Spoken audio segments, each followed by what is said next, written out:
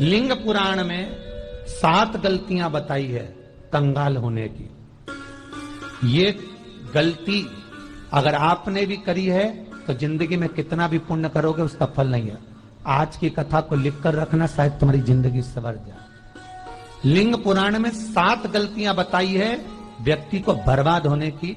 पहली गलती है, उसमें से अगर आप स्वीकार कर रहे हैं ये गलती तो समझ लो कि गलती आपने करी है। गंगा जल तो बुलवाया टैंकर भरकर, 21,000 बेलपत्र भी समर्पित कर रहे हो।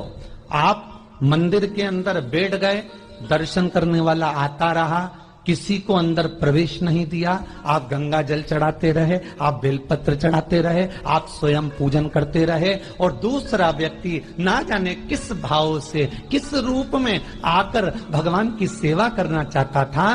पंडित जी ने आपके चक्कर में उसको जल नहीं चढ़ाने दिया, पंडित जी ने आपके चक्कर में उसको बेलपत्र नहीं चढ़ाने दिया। पहली गलती यह हो गई कि भगवान के भक्त को भगवान से दूर कर दिया गया। अब उठा लो श्रीमद् भागवत कथा।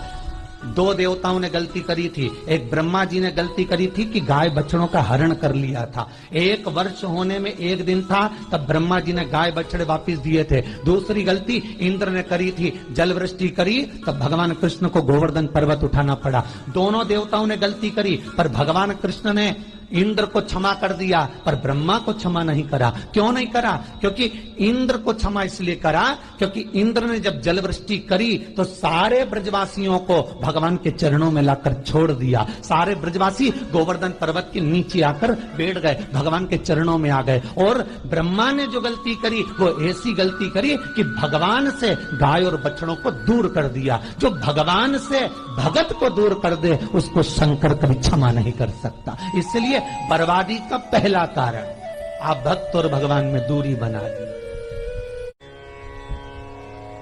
दूसरा कारण, भगवान की जब पूजन कर रहे हो, 21,000 बेलपत्र चढ़ा रहे हो, गंगा का जल चढ़ा रहे हो, चंदन चढ़ा रहे हो, अबीर चढ़ा रहे हो, गुलाल चढ़ा रहे हो, तो तुम्हारे भीतर ये अहंकार, जब तुम पूजन करके उठो तो उठते समय तुम्हारे भीतर अभिमान नहीं होना चाहिए कि मैंने जो अनुष्ठान करा उसके बराबर कोई नहीं कर सकता। तीसरा कारण कहा कि भगवान की सेवा तो आप कर रहे हो, भगवान की चाकरी में तो आप लगे हो, भगवान की आराधना भी कर रहे हो, दिया भी लगा रहे हो, धूप बत्ती भी लगा रहे हो, स्नान भी करा रहे हो, पंचामृत स्नान भी करा रहे हो, सारी पूजन अर्चना सब तुम कर रहे हो।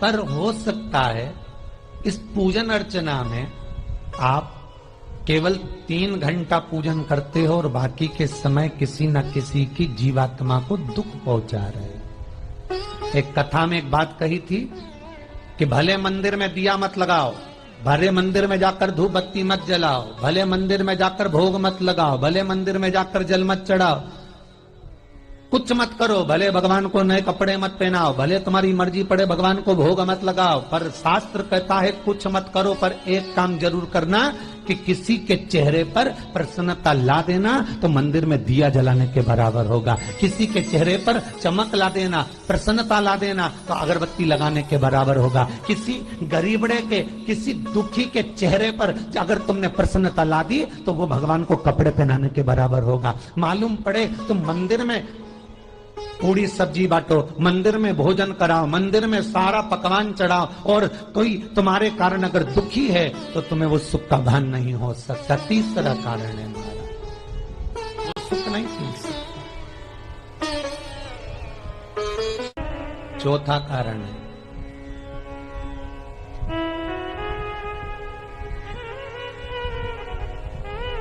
महाराज, जिस मंत्र को पढ़ा जा रहा है, जिस मंत्र का स्मरण किया जा रहा है,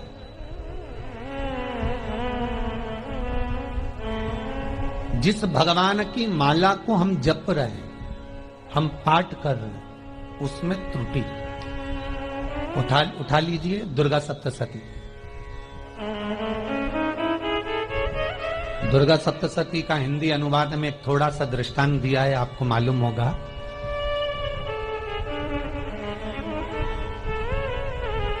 एक जजमान सप्तशती का पाठ कराते थे नवरात्रे में।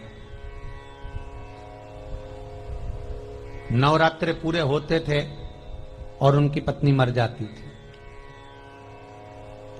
सप्तशती के अंदर लिखा है, बहुत ध्यान से सुनिएगा। दुर्गा सप्तशती का पाठ कराते थे और पत्नी नवरात्रे के बाद 4 महीना 3 महीने के बाद मर जाती थी। बहुत दुखी था सेठ। एक शादी करी, दूसरी करी, तीसरी करी, चौथी करी, चौथी पत्नी भी मर गई।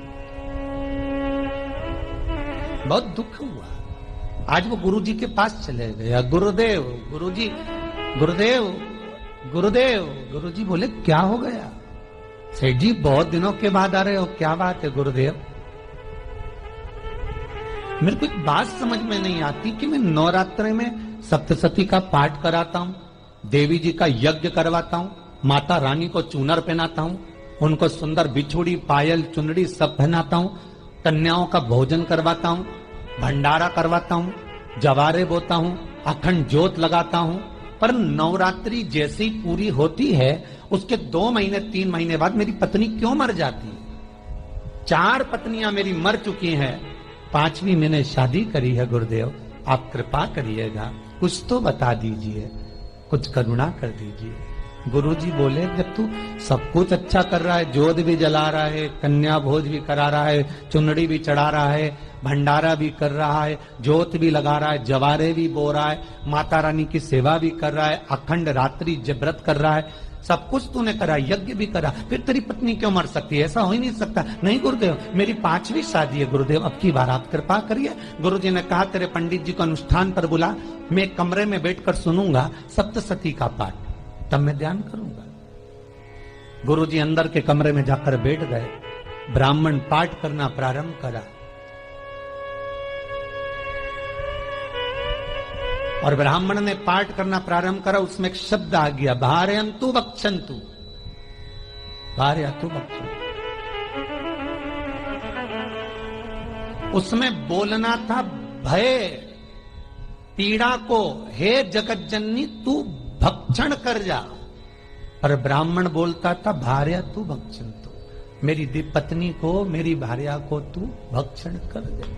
पंडित जी जैसे ही बोले गुरुजी बाहर निकल कर आ गए। पंडित जी को रोका, रुकिए गुरुदेव, आप हर साल अनुष्ठान कर रहे हो जजमान के यहाँ और बोल देते हो भार्यन्तु भक्षन्तु, हे देवी तू मेरी पत्नी को खा जा, तो माँ हर बार उस पत्नी को निगल जाती है। निवेदन है, शब्द सुधार लीजिए, शब्द ठीक है। चौथा कारण है कि आप जो पाठ कर रहे हो, आप जो पूजन कर रहे हो, आप जो अनुष्ठान कर रहे हो, उसमें कुछ ना कुछ गलती जरूर हो रही है। ये चौथा कारण है।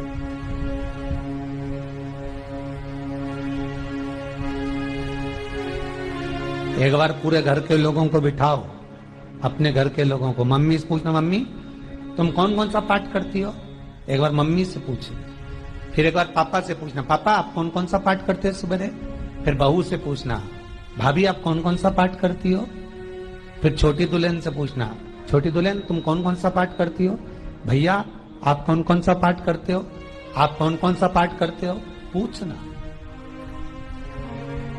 जब घर के अंदर बड़ी बहू अलग तरह का पाठ कर रही है, छोटी बहू अलग तरह का पाठ कर रही है, मंजली बहू अलग तरह का पाठ कर रही है, माँ अलग तरह का पाठ कर रही है, पति अलग तरह का पाठ कर रहा है, तो उसका जो प्रभाव है, कौन सी चीज कहां टकरा रही है, जिसके कारण घर में रोग इतना है कि कोई सही होने वाला ही नहीं है। अब तुम कहो कि सीवर वाले गुरुजी ने उपाय बताया, हमने बहुत करा, पर सही क्यों? तो सही क्यों नहीं हो रहा है? उसका कारण है या तो बड़ी बहू जो पाठ कर रही है, या सास जो पाठ कर रही है, जो पति जो पाठ कर रहा है, नाते जो भी उस घर के अंदर रहकर जो पाठ अर्चना कर रहा है, उसमें जरूर कुछ ना कुछ ऐसा हो रहा है जिसके कारण वो काम नहीं कर पा रहे। उसमें कुछ ना कुछ गलती हो रही है जिसको तुम समझ नहीं पा रहे, जिसको तुम अपने आप को बहुत विचार करते हो कि मेरे बराबर कोई नहीं कर सकता, मैं शंकर की भगत, मैं राम की भगत, मैं कृष्ण की भगत, मैं जो करती हूँ बहुत अच्छा करती हूँ, मैंने जो किया बहुत अच्छा करा। और हो सकता है उसी कारण आपको दुख झेलना पड़ रहा है।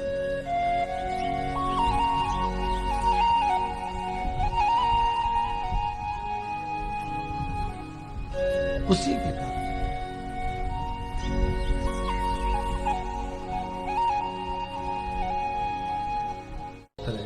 महाराज, हमने जो दान किया, हमने जो पुण्य किया, हमने जो सत्कर्म किया, वो किस जगह पर लगा? 5वां सूत्र।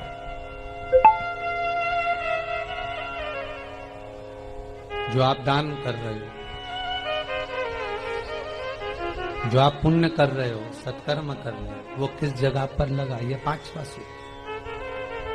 फिर निवेदन करेंगे, गाय, बेटी और लक्ष्मी 50 बार विचार करना, तब किसी को देना। बेटी किसी ऐसे को मत ब्याह देना जो जुआ खेलता हो, मदिरापान करता हो, मांसाहार करता हो, वेश्यावृत्ति करता हो। वो बेटी का सम्मान नहीं करेगा। बेटी रोएगी तो कन्यादान करने वाले को रोना पड़ेगा। दूसरे नंबर पर गौ माता। गाय ऐसे ब्राह्मण को दान मत देना कि ब्राह्मण के घर में खुद रहने की जगह नहीं और गाय को ले जाकर तुमने दे दिया और उस ब्राह्मण ने जब तक दूध दिया बांध कर रखा, एक तगाड़ी बाल्टी साड़ी के चक्कर में ले लिया, सोने के सींग के चक्कर में ले लिया और बाद में वही गाय कसाई के हाथ में बिक गई और कसाई ने काटा तो बद्दुआ तुमको लगी। बेटी, गाय और लक्ष्मी, पैसा भी किसी ऐसे भिखारी के कटोरे में मत दान देना कि जिसने ले जाकर मदिरा पान में लगा दिया, जुए में लगा दिया, वैश्यावृत्ति में लगा दिया। अगर जिस भिखारी के कटोरे में पैसा दिया उसने शाम को ले जाकर मदिरा पान में, जुए में लगा दिया, तो लक्ष्मी रोती है कि तूने मुझे गलत जगह पर दिया है, इसलिए अब तुझे रोना पड़ेगा। तब व्यक्ति को रोना पड़ता है, फिर व्यक्ति रोता है। गाय, बेटी और लक्ष्मी 50 बार विचार करो, क्या सही जगह पर दे रहे हो? और अच्छी जगह पर दोगे तो संपदा भी बढ़ती है, सुख आता है। अगर बेटी सुखी रहेगी तो मायके के लोग सुखी रहेंगे, गौ माता सुखी रहेगी तो संसार सुखी रहेगा। और आपने जो धन दिया, आपने जो पैसा दिया किसी भिखारी के कटोरे में, अगर उसने गलत जगह पर लगाया तो रोना तुमको पड़ेगा। किसी आजकल के भिक्षुकों को अगर रोटी दे दो तो लेते ही नहीं, आटा दो तो नहीं लेते।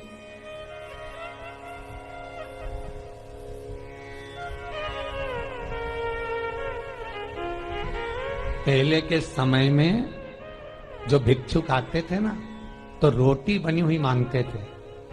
बूढ़ी बूढ़ी माताएं जानती होंगी, चिमटा बजाकर, घुंघरू बजाकर कहते थे भोजन, तो 2 रोटी निकाल कर दे दी जाती थी घर से। लो बाबा, तो माता इतना प्रेम रखती थी, केवल रोटी नहीं देती थी, बाबा बैठो हम सब सब्जी ला कर देते। इतना प्रेम था बुजुर्ग माताओं का, बैठो।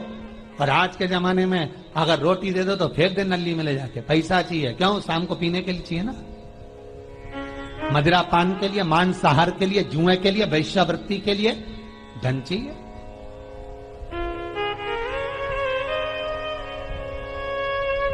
भोपाल के और इंदौर के, इंदौर का राजवाड़ा चौराया और भोपाल का लाल घाटी चौराया, इन दोनों चौराहे पर इतने से बच्चे लोग भीख मांगते हैं और उनकी माताएं और उनके पिता रोड के किनारे पर चिलम लगाते बैठे रहते हैं, पांव लंबे करके पड़े हैं और ये कमा कमा के उनको दे रहे हैं। और धन्य हैं ऐसे लोग जो उनको दान भी दे देते हैं। जिसको जरूरत है उस तक कुछ नहीं पहुंचता। अभी भी 4-6 महीने लॉकडाउन चला, जिसको जरूरत थी एक रोटी की, उस तक कुछ नहीं पहुंचा। और जिसके पास में पहले से भरा हुआ था उसने और ले जाके भर लिया। जिसको जरूरत थी उस तक नहीं पहुंचा। अभी ठंड आ रही है, बहुत सारी संस्थाएं कंबल बांटेगी। रेलवे स्टेशन पे लोगों को कम्बल उड़ा रहे हैं, कोई सो रहा है जमीन पर उसको कम्बल उड़ा रहा है, बस स्टैंड पे चले गए कोई रोड पे सो रहा है कम्बल उड़ा रहा है, तो इतना बड़ा नाम चलेगा कि उन्होंने कम्बल उड़ाए, कम्बल उड़ाए, कम्बल उड़ाए। और वो कम्बल जिसको उड़ाया वो दूसरे दिन जाकर कपड़े की दुकान पर बेच के आ गया, 200 रुपए लिया है, रात को पीकर फिर सो गया, क्योंकि फिर कहीं कहाँ आएगा, फिर उड़ा के चले जाएगा, क्योंकि इन्होंने तो ये करके रखा है कि नाम कमाना है तो कम्बल उड़ाए जाओ। जिसको जरूरत है वहां तक सामान नहीं पहुंचता भाई, जिसको जरूरत है वहां तक सामग्री नहीं पहुंचती भाई। आपने दिया और उन्होंने ले जाकर बेच दिया, और फिर सोचते हो कि मैंने तो पुण्य करा है। कई लोग कहते हैं मैंने दान करा, मेरे को इतना फल मिलेगा। काहे का दान करा? ऊपर तो जा, यमराज के डंडे पड़ेंगे।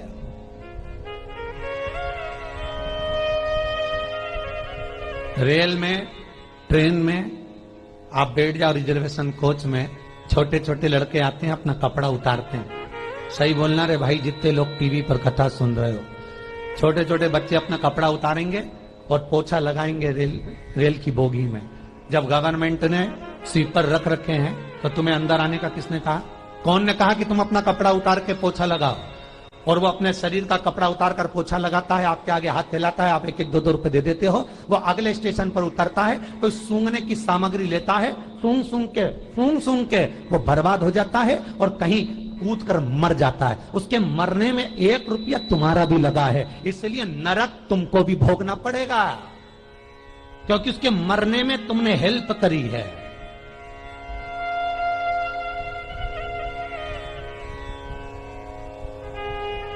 तुमने तो रुपया दिया था भोजन करने के लिए, उसमें कोई सूंघने की सामग्री ले ली और सूंघ सूंघ के नशे में मर गया। उसके मरने में 2 रुपए तुम्हारे हैं, 1 रुपए तुम्हारा है, तो भोगना तो तुमको भी पड़ेगा ना।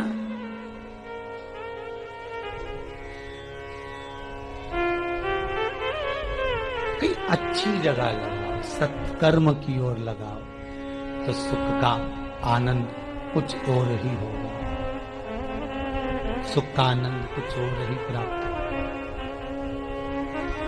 हमारा धर्म, हमारा पुण्य, हमारा सत्कर्म।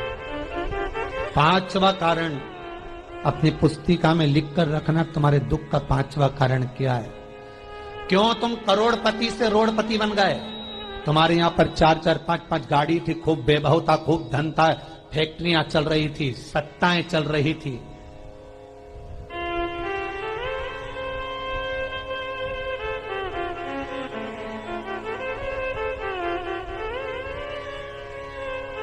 खूब सत्ताएं थी, खूब वैभव था, खूब धन था, पर कुछ भी नहीं, सब धरा की धरा रह गए। सारा कोई वैभव बचा ही नहीं, कोई वैभव नहीं। एक हमारे सेंधवा के भगत हैं महाराज, बड़े भावपूर्ण भगत।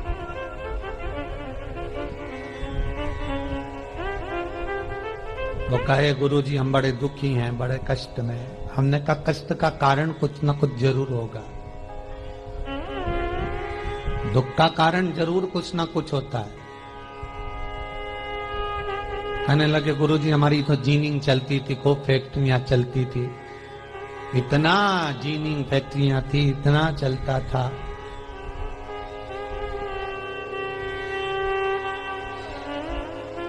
इतनी जीनिंग चलती थी, इतनी फैक्ट्रियां चलती थी, गुरुदेव बहुत दुखी हो गए। हमने कहा दुख का कारण, जो ये 7 कारण है शिव महापुराण के, लिंग पुराण में जो 7 कारण बताए हैं दुख आने के, जब फैक्ट्रियां अच्छी चल रही, जीनिंग अच्छी चल रही, व्यापार अच्छा चल रहा है, तो 7 कारण बताए हैं कि आप उन 7 कारण में से कोई कारण आपके साथ में हुआ है जिसके कारण आप रोड पर आ गए, करोड़पति से रोड़पति बन गए।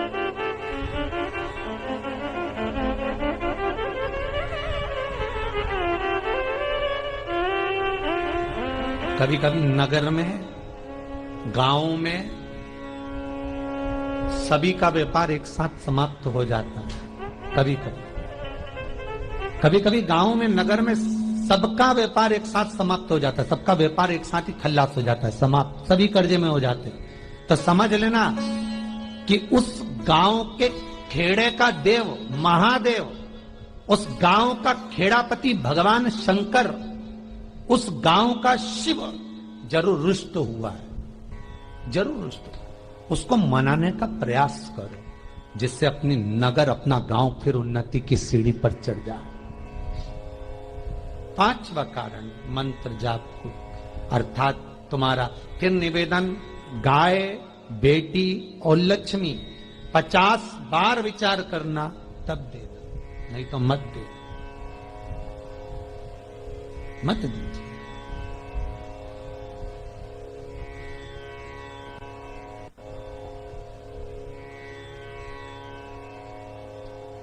और महाराज भगवान शिव की कथा का छठा कारण बता, हमारे दुख का कारण छठा कारण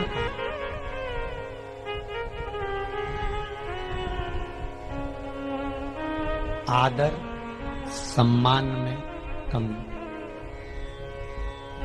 घर के जो बड़े हैं, घर के जो बुजुर्ग हैं, घर के जो आदरणीय हैं, उनका सम्मान नहीं कर पाए। सुंदर कहा, जिस घर में माँ बाप की इज्जत नहीं होती, उस घर में देखना कभी बरकत नहीं होती।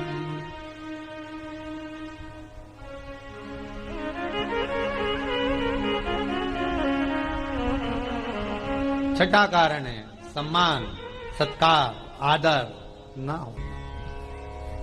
जब धन, सातवां कारण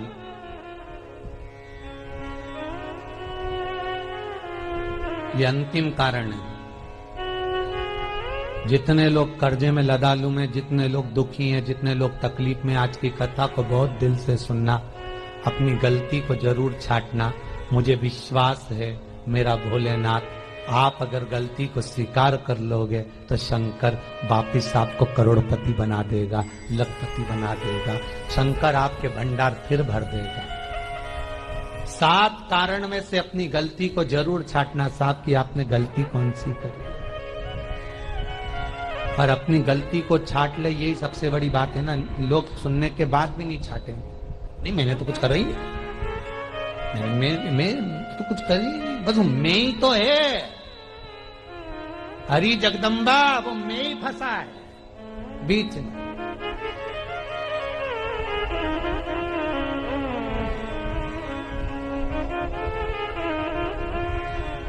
सातवां कारण महाराज, किसी का बेकार धन हमारे घर में आ जाए। एक कथा बहुत सुंदर है। एक गांव में एक व्यक्ति रहता था, खूब अच्छी कमाई करता था। पत्नी ने कहा, तुम्हारे पास कमाई अच्छी हो रही है तो ये पैसा तो कोई चुरा के ले गया तो पति बोला क्या करना चाहिए? तो एक काम करता हूं, बाजार से कोड़ियां खरीद लेता हूं। कोड़ियां जानते हो, वो ऐसे बच्चे लोग खेलते हैं, कोड़ी खरीद लाता हूं। अब गांव का व्यक्ति रोज कोड़ियां खरीद के लाए। उनके यहाँ बोरे पे बोरे भरा गए, बारदान पर बारदान भरा गए, पूरा कमरा कोड़ियों से भरा गया। एक दिन राजा बीमार पड़ गया। राजा बीमार पड़ा तो राजा को वेदों ने, डॉक्टरों ने कह दिया इसका एक ही इलाज है, कोड़ियां लाई जाए, कोड़ियों को जलाकर राख बनाई जाए, वो राख राजा के शरीर पर मली जाए। राजा के शरीर पर जब राख को मलेंगे तो राजा ठीक हो जाएगा। राजा ने अपने दूतों से कहा, जाओ नगर में कोड़ियां देखो। राजभवन में देखा